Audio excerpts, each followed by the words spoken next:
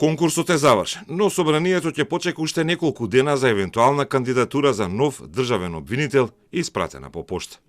До сега се пријавиле 5 кандидати, 3 обвинителки, 1 судија и 1 разрешен судија. Своји кандидатури до собранието испратиле Владимир Панчевски, Лидија Раичевиќ, Ленче Ристовска, Ненад Савевски и Анита Тополова Исајловска. Исајловска е актуелен ВД државен обвинител и назначена по ставката на Љупчо Коцевски.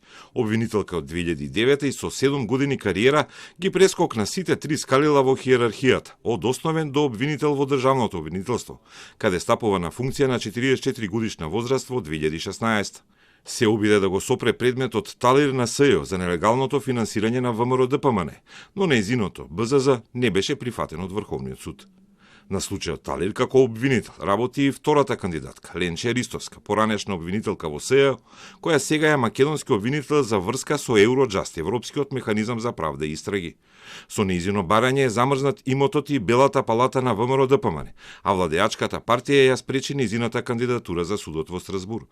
Поради навредливите критики, таа ја тужеше партијата на Мицкоски, кој јавно критикува за нејзината улога во СЈО.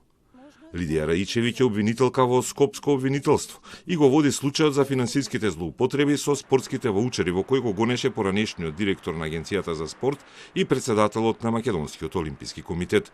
Претходно беше и обвинителка во обвинителството за гонење организиран криминал, а по трет пат се кандидира. Ненад Савевски е судија кривичар во Скопскиот суд, во оделот за гонење на организиран криминал и корупција. Го судеше предметот за убиството на мигрантката Фатмата. Претходно беше обвинител и еден е од двајцата кандидати кои имаат завршено Академија за суди и обвинители. Последниот на листата, а прв со официјално објавена кандидатура е поранешниот председател на Скопскиот кривичен суд Владимир Панчевски, кој беше осуден за злоупотреби со АКМИ системот, иако пресудата се влечеше со години низ судскиот систем. Интересно е што една од одлуките во која му одбива жалба ја потпишал актуелниот притворен апелационен судија Ѓоко Ристов. Во условите за државен обвинител не е наведена неосудуваност на кандидатите. По комплетирањето на листата, таа се испраќа во влада која ќе чека мислење за сите пријавени од Советот на обвинители и ќе го утврди својот предлог.